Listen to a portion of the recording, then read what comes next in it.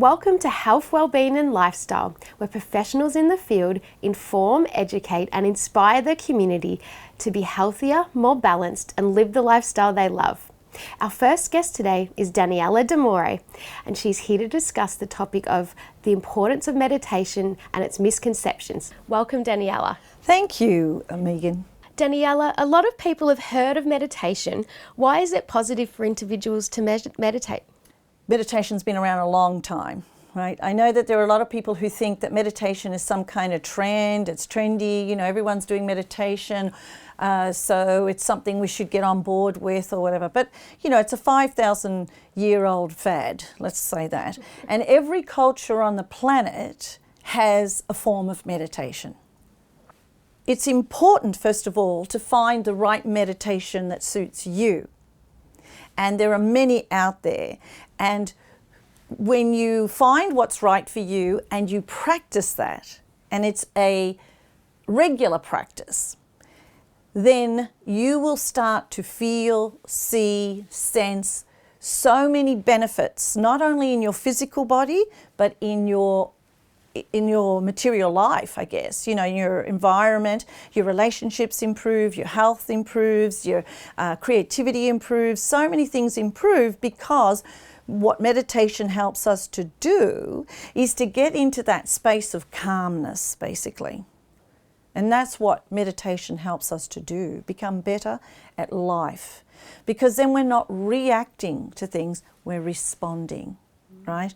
And when we come from a response, we're going to make much better decisions that will benefit us. So there'll be also less stress in our life. And as we know, stress causes a lot of, imbalance in our bodies and in our lives. So what I always like to point out is that it is a practice. It's not something you do for a weekend and that's it, I've meditated, I know how to do it, it's all good, I'm good. No, meditation is something that is important to incorporate into your, if not daily life, at least weekly life. So that over a period of time, it does become something that is very much a part of your routine, and consequently, as I said, over time, you will see the benefits of that. Not only see it, but reap the benefits of that, right? Because, you think about the cultures that meditate every day, for hours of a day. Well, they're doing that for a lifetime. You would think by now they'd be pretty good at it, but no, they keep doing it. And why is that? Why is it that they keep doing it? Because it's a practice. It's not a religion. It's not a philosophy. It's a practice. And the reason why we practice is because there's always somewhere deeper to go within ourselves. And the deeper we can go, the deeper we're going to learn about who we are, who we truly are, which means what are our core values? What are the things we like and dislike? How am I feeling in this moment? How am I responding in this moment? So that you can ask yourself all the right questions to then, as I said, make healthier choices. Daniella, although a lot of people have heard of meditation, it appears that there's a few misunderstandings around it. Oh yeah, there's a lot of misconceptions around meditation. And if you Google what is meditation, 1 million, 2 million sites will come up telling you what meditation is and what the benefits of meditation is, because there's many of them. They use meditation for a lot of health benefits, mental issues, just a healthier, balanced lifestyle. However, there are many people out there, they create these excuses because they believe they're not good at meditation, or meditation is a religious thing and I'm not religious. I don't want to do mantras. Well, you don't have to do mantras, I don't want to sit still for that long, or I can't sit still for that long. My head doesn't stay still. I can't sit and meditate because, I overthink. All the more reason to do it, right, first of all. And other people, well, I'm not well, or I don't have the time. Don't have the time is a big one.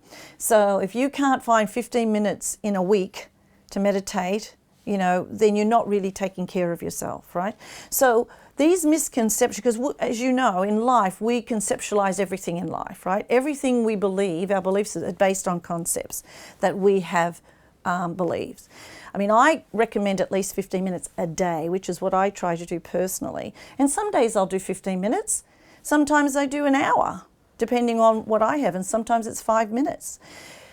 And the other concept, the misconception about meditation is that you need to be sitting.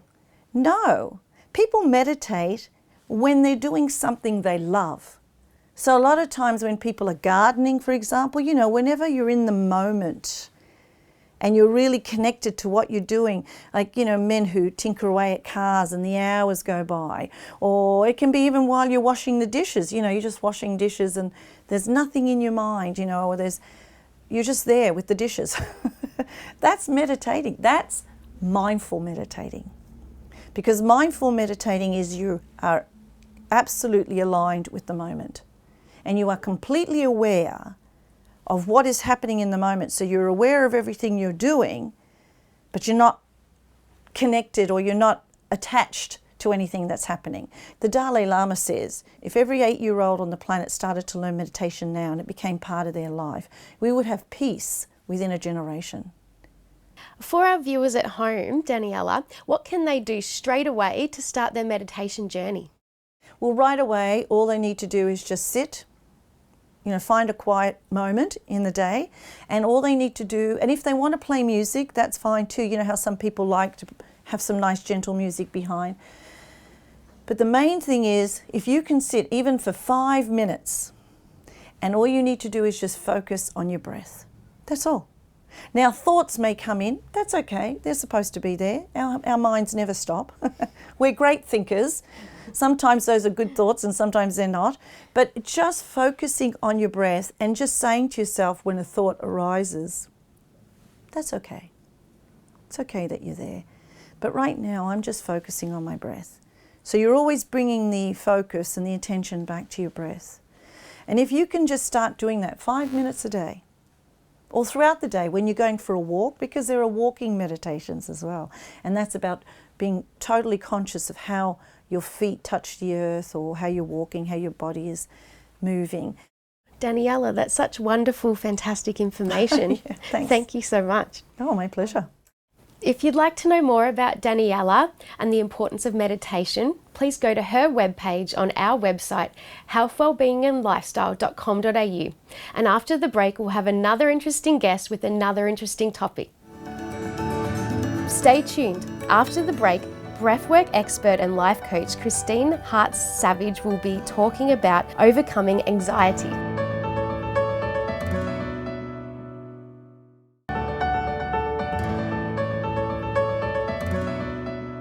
Welcome back, and our next guest is breathwork and life coach Christine Hart-Savage, and the topic we'll be discussing is overcoming anxiety. Welcome, Christine. Thank you, it's lovely to be here. Christine, we know a lot of people suffer from anxiety. What is anxiety? It's an interesting topic, anxiety, because often when you're suffering from anxiety, you don't realise it's anxiety. You just feel not right. And there's a type of fear that comes with anxiety. It depends on how serious it is. Anxiety can be sort of, it's like, put it this way, it's like, for me, a river that runs always in the background. And some days that river rises up and becomes really full and powerful, and other times it settles down a bit, but it's always running in the background. It's always this level of discomfort. And in that discomfort is fear, like there's a fear. And when it's really strong, it's terror, it's dread. And that's when I used to think, oh my God, I'd rather die than be experiencing this. It's quite strong. It's a horrible thing, anxiety. It's horrible. So if anyone's really out there suffering from this, there are things you can do. But you know, I think, Megan, the thing that is great these days is there is help out there. There's help everywhere for anxiety, like it's recognised. But when I was first suffering from it, it wasn't recognised. You hid it. It was something that if you were stressed, that was fine. You could have stress. But if you were anxious, you couldn't tell anybody because it was taboo, anxiety. So now it's different. It's like, yes, I have anxiety, and people understand it a lot better. But the symptoms that I had were this feeling of, if you imagine a whole group of butterflies or moths, it's probably more like moths than butterflies, and they're all flapping together and they're all banging into each other in your solar plexus, like your stomach area. And then this fear starts to take you over. And then you start to have thoughts of dread, fearful thoughts, worry thoughts, and you just feel yourself contracting in, and it's really powerful, and it literally takes you over, completely takes you over. The way you describe it, it sounds like you've experienced it yourself. Most definitely. I've had really chronic anxiety in my life, and that's what took me into the pathway that I work in. It was through this anxiety, and it can be so incredibly strong that you can start to have panic attacks. And a lot of people do have panic attacks, and mine became so severe that, I don't know if you know the term tetany, but tetany is where your body freezes up, and I would end up laying on the floor going, not able to breathe, and just like I was completely paralysed by the fear of anxiety. And of course, it's a catch-22, because then when I was thinking I was going to do something that brought anxiety to me, or I felt anxiety, like public speaking, I would never in a million years have thought I would be public speaking like I do these days. I couldn't speak up, I couldn't find my voice. So if I had to do something that put me in a situation where I felt fear, then I would have terror of having a panic attack, and that would create the panic attack. So it's a catch-22. You have this panic about panicking, and on it goes. And it's something that is there 24/7, like every single day. It's a horrible thing. I can laugh about it now, but it is a very serious condition, and it can stop people from doing anything. You know, it can keep you at home, too scared to step outside and live your life. And the dreams that we have, that we want to achieve in our lives, it can stop you from even taking one step towards that dream because you freeze up. I can't do this, I can't do this. Maybe people will laugh at me, maybe I'll make a fool of myself. And we can get through that, where these days I think if I make a fool of myself, oh well, it doesn't matter. But I've been on a real journey with this, with anxiety. Christine, is there anything you would recommend for our viewers to take away from this? Oh, yes. Firstly, when you're feeling anxious, just take a step back. And again, my favourite thing, the anchor is your breath. Through the nose, always through the nose, in through the nose, out through the nose. Settle yourself. Give yourself permission to step back and just slow down. And it's probably a hard thing to do for people when you're in anxiety, but really look at the thought processes you're going through as well, because your thoughts will be going nuts. They will be telling you every negative thing that could happen.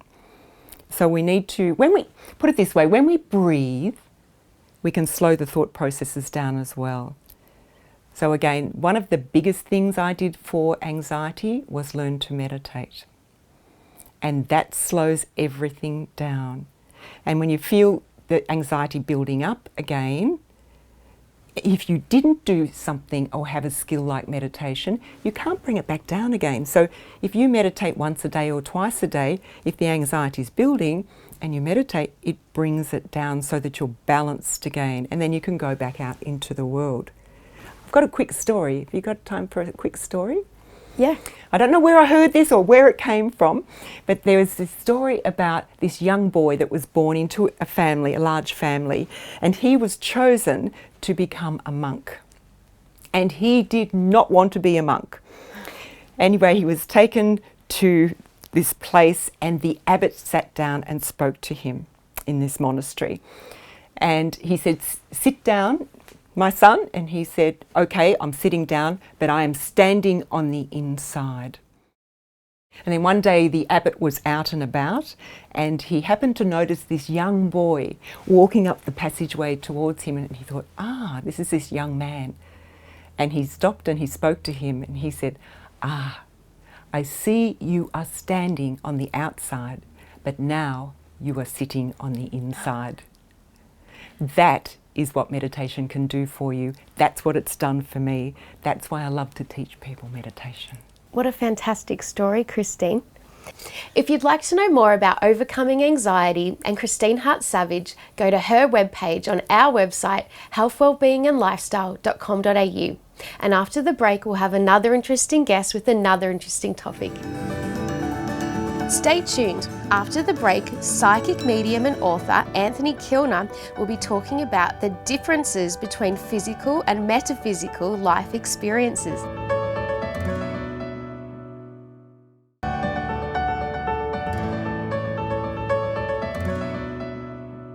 Welcome back. Our next guest, Anthony Kilner, is a psychic medium and author, and the topic we'll be discussing is what are the differences between physical and metaphysical life experiences. Welcome, Anthony. Thanks, Megan, and thanks for having me here again. So what is the difference between the two? Wow, this has got to be my all-time favourite topic. We talk about physical and metaphysical. Physical is objective, it is what it is. You got a pain in your knee, you got a pain in your knee. The metaphysical or the subjective interpretation of what that pain represents, now that becomes more of a challenge and a bit of fun because it'll be subjective, requiring interpretation, so much like a dream. So if we use the left knee as the example, the pain in the knee, you've got a pain, you've bruised it, you've done something, damaged it, it's sore, and that's what it is. You go and see your doctor and you get it fixed. However, if you took notice of it and how it happened, then that's going to give you an understanding that maybe things from your past, you're not being very flexible about letting go, and so the knee represents flexibility in your direction, so that then means you're not being flexible in your direction because past things are holding you back. And the knock or the bruise or the damage, as a result of taking note of that, is to make you really aware of that interpretation. If it was the right knee though, and you had the same pain and the same, oh my gosh, I've got a pain in my knee, what's that? It's about not being flexible moving forward. And while they sound very similar, one is the past holding you back, one is a fear stopping you from moving forward, so you're not being as flexible in your direction as possible. So that interpretation applies to your whole physical body. All right, so if we look at the hand, for example, the left is past, the little finger represents children, the ring finger, relationships, the index finger, sexuality, then we have our pointer, that is you controlling the situation, thumb represents you're under the thumb. So if you get a pain in your thumb and you might think, oh, why am I getting that? And it's on the left side, you might feel that you're being put under the thumb by someone who's trying to control you. All right? Now, as we're sitting here, we can hear it, audience might not, is there's a siren going off in the background. So when we're talking about things and you notice the siren going off, then that's a warning sign for you to be more aware of what's happening around you, to maybe not say what you're about to say, those sorts of things. So the universe actually helps create all these messages that are subjective or metaphysical, subjective, and require interpretation. And it all's based around what you do. So then we have, like I said, eyes represent how you see. So left eye is how you see the past, right eye is how you see the future. All right? When you get stressed, most people carry stress and burdens in our shoulders. Feeling a pain in the middle of your back is like somebody stabbing you in the back, and you might get that while you're thinking of somebody and you'll just go, oh wow, that pain feels really intense, and that's how it comes across. So there's all these different things from the universe. Your house represents things, so you know, a blocked toilet is, you know, you have to get a plumber in to fix it. It could then also represent that you're holding on to too much of your rubbish and you need somebody to help you to let it go. What can we learn from our everyday life experiences? Best thing in understanding all of this is don't go looking for it. Everyday experiences occur because the universe is trying to get us messages, right? Different from dreams. The universe is providing that. And so if we notice something, we interpret it. The multitude of experiences, you can put it out there, and I did this when I was living in India, It was every morning I would say to the spirit world and to the universe, as part of my morning ritual, okay, so give me a sign as I walk along my path on the side of the hill that what happens there will mean or say make sense of what my day is going to be like. And so some days I'd walk out and there'd be a dog sitting there and it'd come up and have a pat, and a dog represents loyalty. Right? The colours of the dog would then be, if it was black and white, it'd be like finding balance in loyalty. Right? Other days there'd be a butterfly come out of nowhere and just sort of either land on me or hover in front of my face. And again, that means there's transition occurring in that day. Walk out and there's a cow blocking the path. Now in the Indian culture, cows are sacred. So then there's a sacredness to my journey, and I have to maybe find a way around that without disturbing it, but learn more. So all those things come into play. And in our daily lives, problems with cars. So, you get a flat tyre, and say it's a flat tyre on the right rear, and it's a front wheel drive car. Right, so we're mashing it all up because, ex-mechanic, I can talk about these quite well. Most people understand a car. So right rear wheel, it's not a drive wheel, so there's something that's stopping you for a moment, that's dragging you back, right, to stop in your direction and think about where you're going and what you're doing. And that then, you fix the tyre and you get moving again, but you need that breather to understand what's happening in that space. Why can't you move forward? And that's what the universe provides. And water leaks are the same. Water represents emotions. So if you've got a water leak in your car and it's a radiator, there's something explosive happening. There's frustration, there's anger, there's hot, there's steam. All those things come into it. So if you interpret it, you might say, well, in your direction, what's stopping you from living a happy life and being nice and relaxed and calm in your direction? Why are you getting frustrated and angry and hot under the collar, so to speak? So all of those things are important, and the universe provides a plethora of that. So the understanding is to embrace it in your everyday life, is to just learn and take note of what's actually happening in that space. What does it mean? Absorb it and just move on. Do you have any suggestions for our viewers in their own journey in discovering the difference in their own lives with the physical and metaphysical? Yeah, my big suggestion first off is journal. Write everything down. So if it grabs your attention, write it down. It's super important, because then you don't have to think about it later, you can just interpret it. A good dream interpretation book is good as well, because interpretations for dream and subjective are very similar. Also, finding someone that can help you to interpret it if you're not sure.